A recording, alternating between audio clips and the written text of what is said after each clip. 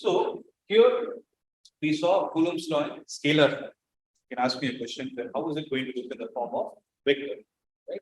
So why is it not a vector form? Because we never spoke about the directions associated. Right? So for this, we need to understand the concept of Coulomb's law in which form? Vector form. Right? So since I'm bringing in vectors into consideration, we will take the help of coordinate axis. Suppose I say there is a charge Q1 placed here and another charge Q2 that is placed here. Right. So from the origin, right, if I take this point to be A and this point to be B. Okay. So from this point, if I take the position of the point A as R1, right? So you know what is the position vector, right? Can someone tell me what is the position vector?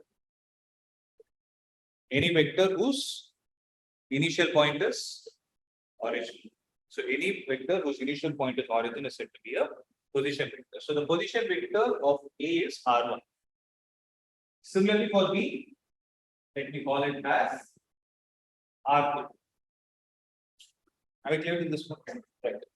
Now, if I join these two, if I draw a dotted line between these two charges, if I say the distance of separation is going to be the same R that we took in the previous case. But only thing is, we need to represent this R in terms of R1 and R2, depending on the direction of force. Now let's start using the logic. Now my question is, in this scenario, let's say both of them are like charges. So what is going to happen between them?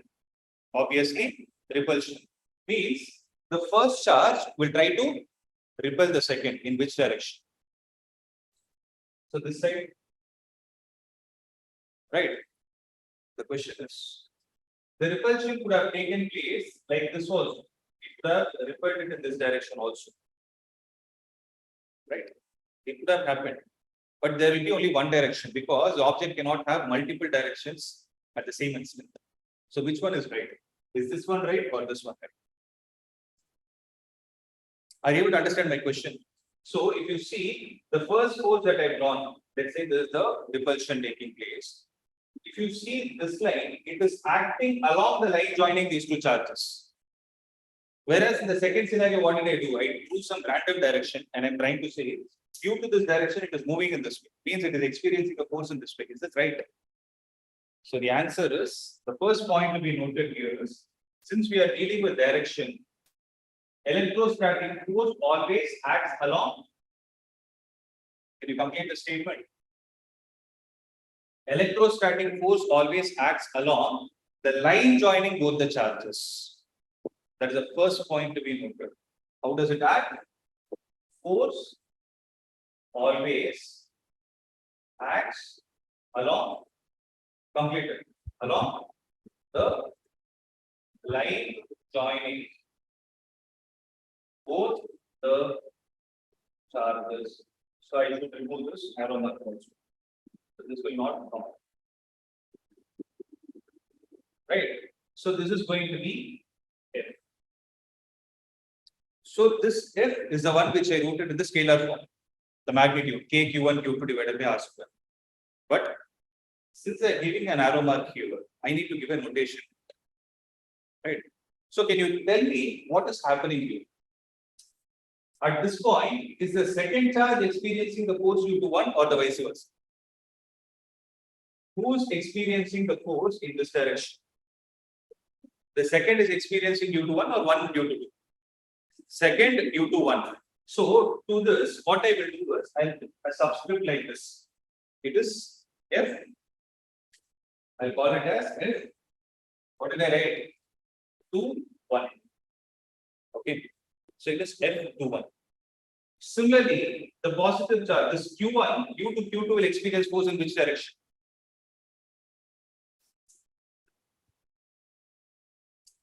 This one. So this is F. You tell me what should be the notation. Right. Shall we make a note of it? So F21 represents what? force experienced by 2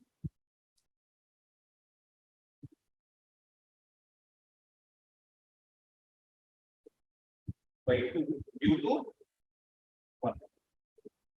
F12 will be force experienced by 1 due to, I hope this clear. It's simple. See, you can either use active voice or passive voice. Force experienced by 2 due to 1 or force exerted by 1 on 2, both are same. So if at all in a question they are trying to confuse you, don't get confused. So read it very carefully. Experience is 2 due to 1. If it is 1 due to 2 means what should you write? What should the word you need to change here? Instead of experience, you will say exerted. Force exerted by 1 on 2. Both mean the same. Okay. Very rare scenario that they will question ask. If at all they ask, you should be able to answer. Okay. This is there. And the next question is, I told you, we need to write this R in terms of R1 and R2. Right. For that, what I'll do is I'll borrow the idea of triangle law of vectors. You guys remember what it is? Can someone state it? What does triangle law of vectors state?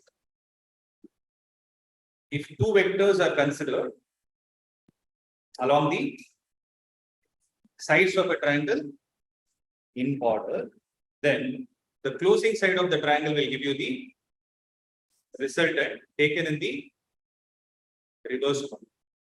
Okay. So for those who don't know, observe if this point is O, A and B. Is it not forming a triangle? Right. So observe. OA is R1 in this direction. AB, I'm not giving any direction as of now. Okay. And OB is R2, it is fixed. And AB, I know it as R, that's it. Now see, I can, between A to B, I can either write AB vector or BA vector. If at all I take it as AB vector, then I need to take the arrow mark in this direction. So in this direction, which force is existing according to our diagram? It is F. The diagram, it is F21, right? So for F21, I need to see what is the subscript I need to give to R. Right? So what I'm doing is see. Now what triangle law states is, in a triangle, you need to look for the vectors which are continuous. So what do you mean by continuous? The ending point of the first vector will be the starting point of the second vector. So in this case, which one is happening? Tell me which are the 2 continuous vectors you are able to see. OA vector and AB vector, right? So OA vector and AB vector. So the triangle of vectors states the vector sum of the sides in order. OA vector plus AB vector is equal to the closing side, the third side of the triangle taken in the reverse order. How did I say it is reverse order? When do you say it is reverse order? Observe, these 2 vectors have the same starting point. These 2 vectors have the same ending point. So that's the one which is taken across. So I hope you will be able to identify which is continuous and which is opposite, right? So OA vector plus AB vector is, tell me, OB vector or BO vector? OB vector. What is OA vector? R1 vector plus what is AB vector? It's R. So as of now, I write it as R vector. Okay. Is equal to what is OB vector? R2 vector. So if I write R vector like this, then R vector will be equal to R2 vector minus R1 vector. Right. So whenever it is 2 minus 1, right, borrowing the idea from the concept of relative velocity, you write this number first and the one which is after the minus next. So R21 vector is R2 vector minus R1 vector. Am I clear with this? Right. Now I'm going to connect all the dots and write it. See, this is the direction of F21 vector, right? So at this point, I want to stress upon whenever I deal with vectors, right? First, I'll concentrate only on the magnitude. Then only I'll start taking my hit for direction. Okay. So F21, I didn't put any vector symbol on top of it. What should I write it? What does Coulomb's law and scalar form tell you? 1/4 epsilon naught Q1 into Q2. Here I have just taken the magnitudes. Remember, go ahead and put the modulus R square, right? If I put a vector symbol on top of it, to the magnitude, I need to add a unit vector. I need to add a unit vector. So what is the unit vector? What is the direction? Which vector is taking the direction of F21? It is R21. Observe, it is not R21 vector, rather it is R21. Guys, am I clear with this? Because there is a tricky part in this that I need to tell you. If you see in your textbook itself, they would have given it in two ways. Okay. So F21 vector is 1 by 4 pi epsilon naught given 2 by R square into R21 cap. But remember, unit vector is equal to any vector divided by the magnitude of it. This is the basic definition of any vector. Okay. So taking the same idea, how should I write it? F21 vector will be equal to 1 divided by 4 pi epsilon naught into Q1, Q2 divided by R square. Tell me, R21, that cap should be replaced with a vector symbol divided by magnitude of R21. But tell me logically, what is the magnitude of this distance? R. So I'll put it as R itself. So this R square will get multiplied with R, and what is that you are going to have? You will have 1 by 4 pi epsilon naught Q1, Q2 divided by R cube in R1 vector. So this is where you need to be careful. Whenever, let's say this question comes in MCQ, right? And they say, they give this one. And in terms of R2 vector, what should be the denominator? It should not be most common mistake. Most of them think that it is R square in the denominator. What is it? R cube. So when should it be R cube? When R21 is in the form of vector. When should it be R square? When R21 is in the terms of unit vector. This is a very, very, very important point to be kept in your mind. Am I clear with this? Right? So first copy this, then we do for the next one. I want you all to observe one thing. Look, you see a pattern here.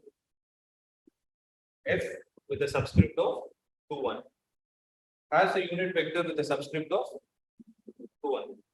Right? So what is the next thing that we are supposed to do? It is going to be for F12. So logically, if I write F12 in the form of vector, then what will it be? 1 by 4 pi epsilon naught into Q1, Q2 by R square. If I write it, what should I write? R12 with a cap on top of it. Or if I write the same thing, if 12 in the form of vector, I'll write it as 1 by 4 pi epsilon naught into